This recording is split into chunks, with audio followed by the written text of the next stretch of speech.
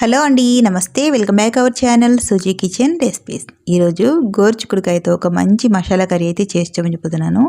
దీని టేస్ట్ అయితే చాలా బాగుంటుందండి. గోరుచిక్కుడుకాయలు ఎప్పుడు వండేలా కాకుండా ఇలా ఒకసారి మసాలా పడి చేశారంటే టేస్ట్ అదిరిపోతుంది. మరి ఈ గోరుచిక్కుడుకాయ మసాలా కర్రీ ఎలా చేయాలి ఇప్పుడైతే వీడియోలో చూసేయండి. ఈ గోరుచిక్కుడుకాయ మసాలా కర్రీ కోసం ఒక అర కేజీ వరకు గోరుచిక్కుడుకాయలు తీసుకొని పీచు అనేది లేకుండా తీసేసి శుభ్రంగా కడిగి ఇలా పక్కన పెట్టేసుకోండి. ఇప్పుడు స్టవ్ ఆన్ చేసి ఇలా ఒక కుక్కర్ పెట్టేసుకోండి. ఈ కర్రీ వచ్చేసి నేను కుక్కర్లో చేసి చూపిస్తున్నాను.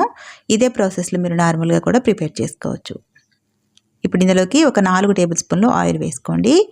ఆయిల్ కొద్దిగా వేడెక్కిన తర్వాత 1 స్పూన్ వరకు అన్నీ కలిపిన పోపు దినుసులు వేసుకోండి. అలాగే ఒక 2 ఎండుమిర్చి కూడా ఇలా తుంచి వేసేసుకొని వీటిని ముందుగా కొద్దిగా వేగనివ్వండి.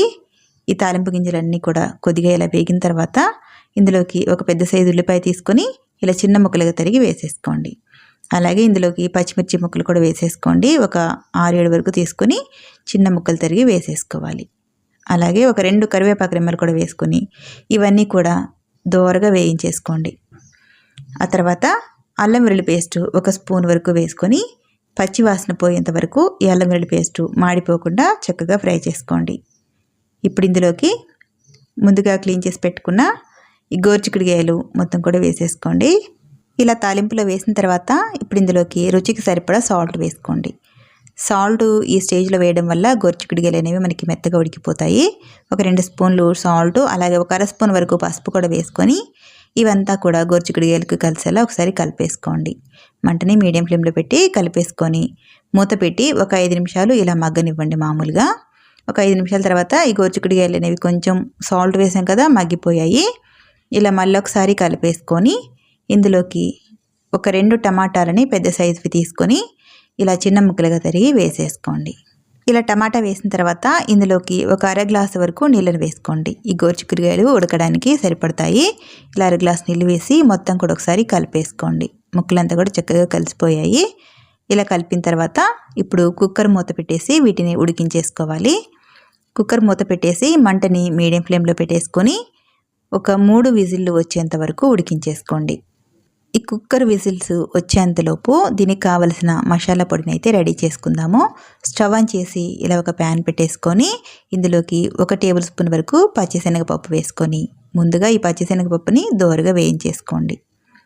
ఇలా కొద్దిగా వేగిన తర్వాత ఇందులోకి 1 స్పూన్ ధనియాలు, అలాగే ఎండి కొబ్బరి ముక్కల్ని ఇలా చిన్న ముక్క తీసుకొని చిన్న చిన్న ముక్కలుగా తరిగి వేసేసుకొని ఈ ధనియాలు, ఎండు కొబ్బరి కూడా చక్కగా వేయించేసుకోండి.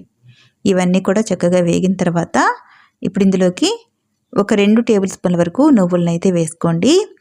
వీటి వల్ల కూర అయితే చాలా టేస్టీగా ఉంటుంది. ఈ నువ్వులు వేయంగానే స్టవ్ ఆఫ్ చేసేసుకోండి. ఈ వేడికి ఇవి వేగిపోతాయి. ఈ మాత్రం వేగితే సరిపోతుంది. ఇవి కొద్దిగా చల్లారిన తర్వాత ఒక మిక్సీ జార్ తీసుకొని వేయించిన ఈ మసాలా దినుసుల్ని ఇలా మిక్సీ జార్లోకి వేసేసుకోండి. ఇలా మొత్తం వేసిన తర్వాత ఇందులోకి ఒక 4-5 వెల్లుల్లి రెబ్బలు వేసుకొని ఇందులోనే ఒక 2 టేబుల్ స్పూన్ల వరకు కారం పొడి వేసుకోండి. ఇలా కారం వేసిన తర్వాత ఈ మసాలాని వీలైనంత మెత్తగా గ్రైండ్ చేసేసుకోవాలి. ఇలా గ్రైండ్ చేసుకున్న ఈ మసాలా పొడిని ఇలా పక్కన పెట్టేసుకోండి. ఇప్పుడు కుక్కర్ చూద్దాం ఒకసారి. 3 విజిల్స్ వచ్చేసిందండి. ప్రెషర్ అంతా పోయిన తర్వాత ఇలా ఓపెన్ చేసేసుకొని స్టవ్ ఆన్ చేసి సిమ్లో పెట్టేసుకొని కొద్దిగా వాటర్ ఉన్నాయి కదా, ఈ వాటర్ కూడా కొంచెం దగ్గర పడేంత వరకు మధ్య మధ్యలో ఇలా కలుపుతూ ఈ వాటర్ అంతా దగ్గర పడేంత వరకు మూత పెట్టి ఉడికించేసుకోవాలి. ఇలా ఒక 5 నిమిషాలు ఉడికించేసేలోపు వాటర్ అంతా కూడా కొంచెం ఇలా దగ్గర పడతాయి. ఇప్పుడు మరొకసారి కలిపేసుకుందాం. 3 విజిల్లకి గోరుచిక్కుడుకాయలు అంతా కూడా చక్కగా ఉడికిపోయాయి. ఇలా ఒకసారి కలిపేసుకొని ఇప్పుడు ఇందులోకి మనం గ్రైండ్ చేసి పెట్టుకున్న మసాలా పొడి ఉంది కదా, ఈ మసాలా కారం పొడి మొత్తం కూడా వేసేసుకోండి. ఈ మసాలా కారం పొడి వేసిన తర్వాత కూర అయితే మంచి వాసన వస్తుందండి. ఈ మసాలా పొడి వల్లనే గోరుచిక్కుడుకాయ కూర టేస్ట్ అనేది చాలా బాగుంటుంది. చూసారా, మనకి ముద్ద కూరలో వచ్చేసింది. ఇలా మసాలా వేసిన తర్వాత ఒక 2-3 నిమిషాలు ఇలా కలుపుతూ ఫ్రై చేసుకోవాలి. ఆ తర్వాత సన్నగా కట్ చేసి పెట్టుకున్న కొత్తిమీరను కూడా వేసుకొని కొత్తిమీర కూడా మొత్తం కలిసేలాగా ఒకసారి కలిపేసుకోండి. ఒక 2-3 నిమిషాలు ఇలా వేయించేసుకుంటే సరిపోతుందండి. మనకి కూర వచ్చేసి రెడీ అయిపోతుంది. గోరుచిక్కుడుకాయ మసాలా కూర.